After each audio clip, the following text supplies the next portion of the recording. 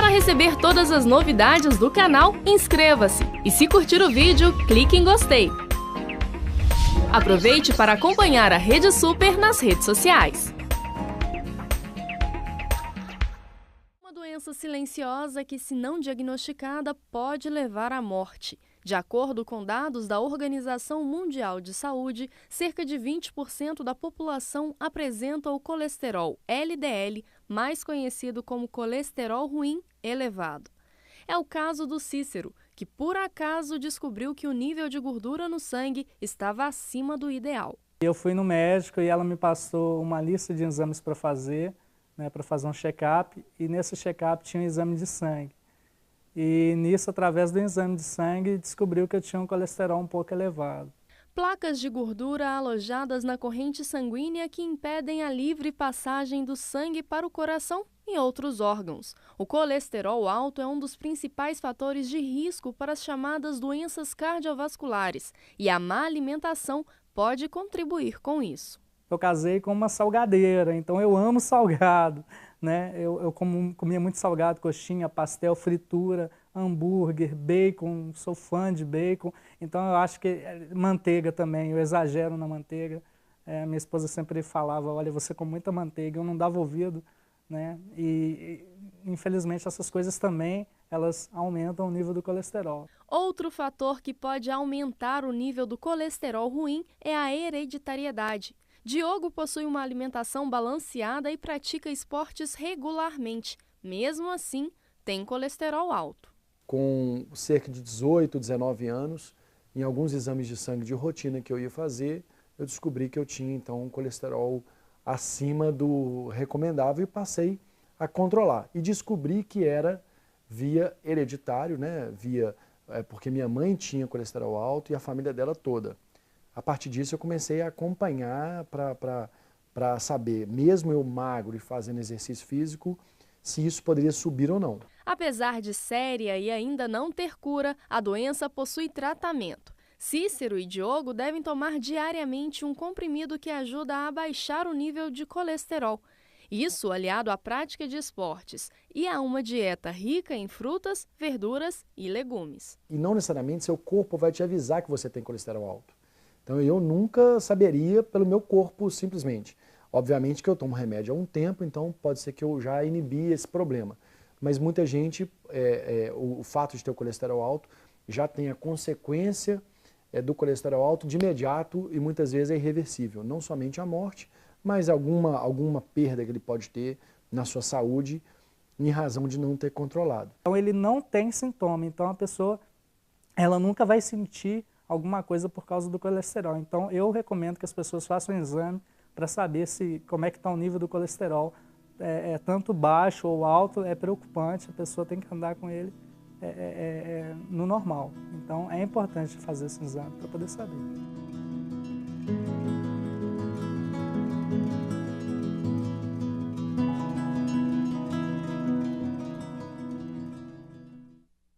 Que beleza! Interessante. Para falar mais sobre o assunto, eu recebo a endocrinologista Cristiane Vasconcelos.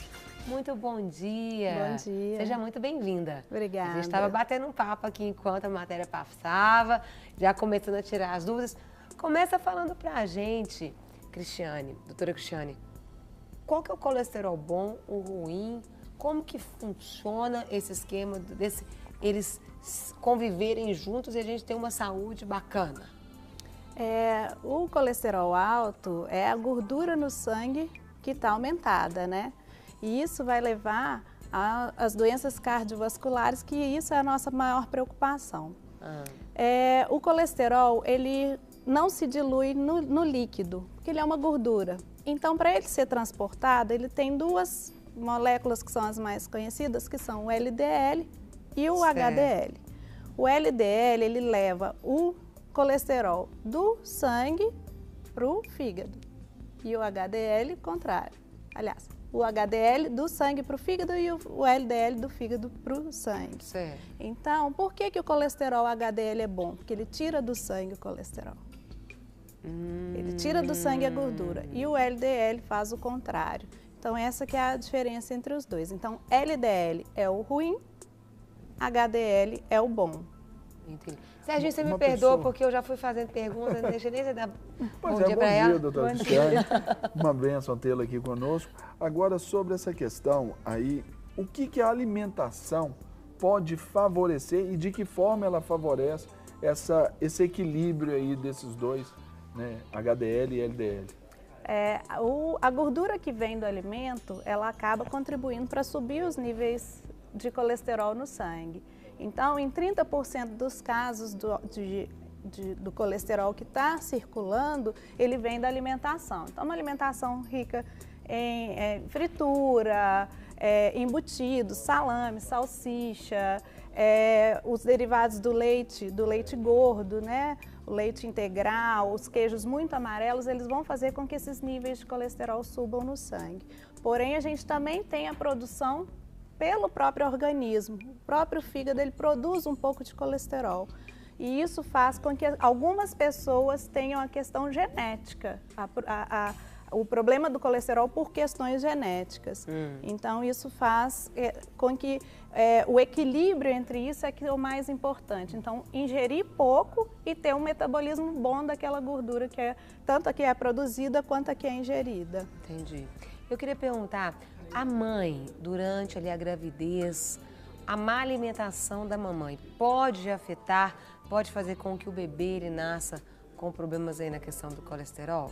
Sim, uma mãe que ganha muito peso durante a gravidez, ela vai influenciar a vida adulta dessa criança. Olha. Com relação a colesterol, com relação a açúcar, então também o diabetes, né? Então, por isso é tão importante que a mãe controle a alimentação na gravidez, para que isso não repercuta na vida adulta daquela pessoa. Porque às vezes quando criança não vai sentir, mas adulto... Como adulto. Olha. Agora, no caso da prevalência do colesterol alto em crianças, isso se deve mais a quê? Em níveis proporcionais? À hereditariedade ou à alimentação mesmo? Na criança, é mais comum que isso venha de questões hereditárias. Porque a criança ela tem um metabolismo muito rápido, ela gasta muita energia, ao contrário do adulto que é muito mais sedentário e se alimenta pior. Porém, hoje em dia, com a mudança dos hábitos, as mães não ficam em casa, a criança come, faz refeições na rua com mais frequência do que fazia antigamente. Então, isso tem feito com que o aumento do colesterol nas crianças por motivos alimentares tem aumentado. Tem aumentado. Então, isso aí, essa escala está subindo. Sim. Aí. É um grande desafio, né? E aí, qual que seria a dica que você dá para quem está assistindo agora? Hábito alimentar, atividade física. O que ajuda a gente a manter o colesterol bacana? Manter um nível de atividade física, pelo menos 40 minutos todos os dias, que seja uma caminhada, que seja uma natação. Eu brinco que tem que ser o que você gostar, para você conseguir manter aquele hábito. A alimentação tem que ser uma alimentação controlada, com bastante fruta, bastante fibra, porque a fibra diminui o tempo com que aquela gordura vai ser absorvida, então isso vai retardar o tempo de aumento do colesterol no sangue. Aumentar também a ingestão de proteínas e outras fontes de nutrientes que não sejam os alimentos ricos em gordura. Agora, doutora Cristiane, ali na nossa matéria, que foi feita ali pela Vanessa Anício, muito boa matéria, parabéns para a Vanessa, foram 2 cases apresentados ali. Os dois, onde aqueles 2 homens, eles tomam medicamento. Uma vez que você toma medicamento, é para sempre ou chega um momento que é curado e você já não precisa mais do medicamento? A cura não é alcançada. Como a Carol falou no intervalo, só se for um milagre. Oh, Deus, dá um milagre aí. O que acontece... Quando chega ao ponto de usar medicamentos, é isso? Isso. Ou se não chegar ao ponto de usar medicamentos, a pessoa pode até, com atividade física e alimentação pode resolver? Regular. Hoje em dia, cada vez mais tem se instituído o uso da medicação. A medicação, principalmente para aquele paciente que é diabético ou tem outras doenças, independente do quanto ele abaixa o colesterol, ele reduz a mortalidade por doenças cardiovasculares. Então, reduz a mortalidade por infarto, AVC e outras doenças desse tipo. Então, a gente age preventivamente, né? Profilaticamente. Então, a gente quer garantir a qualidade de vida daquele paciente no futuro. E então, a gente institui a medicação quanto antes. Então, aí ele vai, uma vez tomou, ele vai fazendo esse controle aí. Provavelmente vai usar a vida toda. E, normalmente, mais homens ou mulheres estão sendo acometidos por essa enfermidade? O nível de mulheres está aumentando a cada vez, mas os homens são mais afetados, principalmente porque eles têm a famosa gordura ruim, que é aquela gordura visceral, que é a barriga. Abdominal mesmo. É a Samanta. Samanta de gordura que fica aqui assim, né, doutora? Isso mesmo. Mas aí as mulheres, por quê? Por causa do peso também ou da vida... Essa rotina, né, das mulheres? A vida sedentária. Porque o infarto está crescendo muito nas mulheres e numa idade cada bem vez mais precoce, baixa. Né? Isso é um fato mesmo. Agora, doutora Cristiane, quando a gente ouviu a Vanessa ali falar na matéria, ela disse que o colesterol alto é uma doença silenciosa. Às vezes o cidadão é magrinho, ele pode estar com colesterol alto, porque às vezes o corpo não indica isso. Então, são só os exames mesmo de rotina, aquela periodicidade de consultar um médico, fazer o seu check-up anual, é o desejável? Todo mundo tem, principalmente a partir dos 40 anos, que sempre fazer um check-up e verificar como é que estão os níveis de colesterol, porque a gente não sente. Na hora que descobre, eles já estão altos, ou então, às vezes, já tem uma placa na artéria, que é como se fosse um quebra-molazinho na passagem do sangue, que isso que é o que vai levar ao infarto ou AVC. Então, quanto antes começar a investigação e o acompanhamento e as mudanças de hábito, melhor vai ser para esse paciente. E quais são, fala pra gente, as consequências de quem não cuida? Porque, infelizmente, tem gente que não gosta de cuidar, não, né? Eu acho que, às vezes, os homens ainda têm mais dificuldade de ir ao médico do que as mulheres. Fala pra gente o que isso pode trazer posteriormente, acarretar aí na vida. Então, vamos imaginar a artéria é como se fosse um cano, onde o sangue, que no caso do cano seria a água, está passando por ali. Quando esse sangue tem muita gordura, essa gordura ela vai infiltrando na parede desse cano, que é a artéria, e vai formando um tobogãzinho, um quebra-molazinho na passagem daquele fluxo de sangue. E chega num determinado momento que aquela placa que está se formando, que é o quebra-mola que eu estou fazendo a analogia, chega um ponto que ele vai crescendo, crescendo, crescendo, e aí a pontinha dele se rompe e acaba havendo uma coagulação naquele lugar.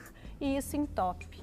Aí não passa sangue para a região que está além daquela região que foi obstruída. E aí isso vai levar a prejuízos sérios, que seriam o infarto e o derrame, o AVC. Né? E a correlação entre o colesterol alto e a diabetes, e o diabetes? Essas doenças, elas estão muito interligadas, que é o que a gente chama de síndrome plurimetabólica, né? Que é o diabetes, aumento de colesterol e triglicérides, aumento de pressão. Todas essas doenças têm como resultado final, que é o que a gente tenta evitar, os problemas cardiovasculares. E a má alimentação, muitas vezes que levaria ao colesterol alto, também leva à glicemia alta, que é o açúcar alto no sangue, que é o diabetes. Então, elas estão muito associadas, muito interligadas, o que piora a situação. Porque o paciente que tem diabetes, os níveis de colesterol que a gente exige são muito mais baixos. Então, a exigência desses pacientes é muito maior.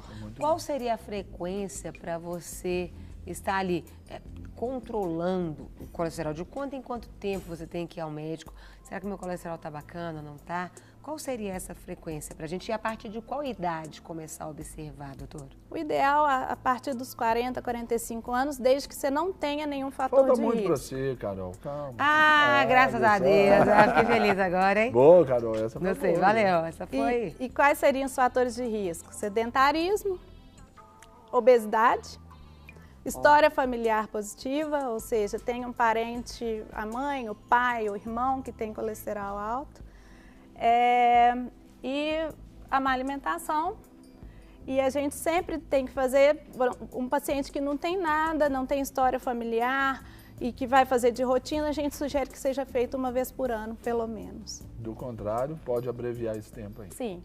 Agora, nesses fatores aí de causa, doutora Cristiane, e o tabagismo? Aí o tabagismo piora a situação toda. Porque a gente tem que falar, porque ainda alguns dos nossos telespectadores que estão assistindo ou que vão assistir essa matéria posteriormente ainda insistem no tabagismo, insistem em ainda fumar. Não pode, né, doutora Cristiane? Porque a gente brinca que a gente está tratando o paciente, está dando medicação para o diabetes, medicação para o colesterol, e o paciente continua fumando. De todos, o pior é o tabagismo. O paciente tem que insistir em parar isso. Esse é o veneno, né? Esse é o direto, o que arranca a tampinha da placa é o tabagismo. Aí fecha. Uau. Misericórdia. E quais seriam os efeitos colaterais de algumas das medicações aí para essa questão do colesterol alto? O mais comum que a gente vê é a mialgia. O que é isso? É uma dor muscular. Então, a gente faz um acompanhamento de níveis no sangue para a gente ver se está tendo uma quebra muscular maior pelo uso dessas medicações, mas é raro de acontecer. Pelo número de pacientes que usa, uns 20% mais ou menos é que vão ter as manifestações, e hoje em dia a gente tem aquelas medicações que impedem que isso aconteça também. Tem umas mais modernas, mais caras, que esse tipo de efeito colateral acontece com menor frequência. Também pode ter o risco de lesão no fígado. A gente tem que acompanhar também. Quando está usando a medicação, a gente tem que acompanhar, mas também é bem raro de acontecer. É uma medicação bastante segura para ser usada. Então, os estudos mostram que o custo-benefício vale a pena. E o que são, né? E como funcionam as estatinas aí nesse processo cuidador aí, doutora? As estatinas são a principal ferramenta que a gente tem para combater o colesterol. Se o paciente tem alguma contraindicação ao uso de estatina, a gente fica... É difícil demais de controlar esse paciente, os níveis de colesterol desse paciente. Então, as estatinas, as mais novas, são as medicações que mostraram a redução da mortalidade a longo prazo desses pacientes, independente do quanto que elas abaixam o nível de colesterol. E menos invasivas, colocando aí a pergunta da Carol, menos assim, prejudiciais? Sim, cada vez mais a indústria farmacêutica está evoluindo para ter menos efeitos colaterais e outras opções dentre as estatinas, algumas mais modernas ainda, que não vão dar os efeitos colaterais mais comuns. E você pode ligar aqui e falar ao vivo, 3253-3320, está com dúvida aí sobre a questão de colesterol, 3253-3320. Aproveita que nós estamos aqui com a querida endocrinologista, a doutora Cristiane, para não tirar nossas dúvidas. Pergunta aqui, chegou uma pergunta, minha filha tem apenas 8 anos, é bem magra, mas deu colesterol alto. É um desafio. Tratar a criança é um desafio, porque tem o lanche da escola, que vai com gordura trans, biscoito recheado, e a criança insiste em usar aquele tipo de alimento, ou então a família não propõe essa mudança de hábito para a criança. É difícil você convencer uma criança, principalmente aos 8 anos, que ela já tem uma certa autonomia. É difícil convencê-la de fazer a mudança. Os colegas criticam se ela leva uma fruta para a escola. A lanchonete oferece as coisas piores que existem, apesar das escolas estarem melhorando nesse aspecto. E atividade física. Os meninos estão cada vez mais diante de tela. Então, é tela de computador, tablet. iPad, iPod, não pode? Isso. Então, a gente institui que, assim, no máximo 2 horas de tela por dia, no máximo, para poder gastar energia, melhorar a massa muscular, melhorar a metabolização, porque quanto mais músculo uma criança, uma pessoa tem, mais ela vai metabolizar gordura, mais vai metabolizar açúcar, diminuindo o risco de problema de colesterol e glicose no futuro.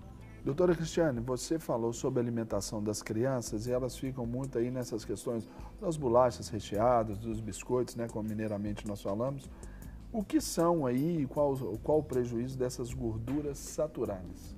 As gorduras saturadas são a principal fonte de colesterol do organismo. Então, são elas que vão fazer com que os níveis de colesterol ruim subam. Então, a gente tem que determinar uma dieta balanceada para que sempre acaba que um pouco de gordura vai ter naquele alimento, mas se tiver muita fibra, você consegue retardar o tempo de absorção, você consegue melhorar o tempo com que isso cai no sangue. Então, por isso que tem que comer fruta, tem que comer uma alimentação equilibrada e evitar esse tipo de alimento rico em gordura trans e gordura saturada para evitar que aumentem os níveis no sangue. Para receber todas as novidades do canal, inscreva-se e se curtir o vídeo, clique em gostei. Aproveite para acompanhar a Rede Super nas redes sociais.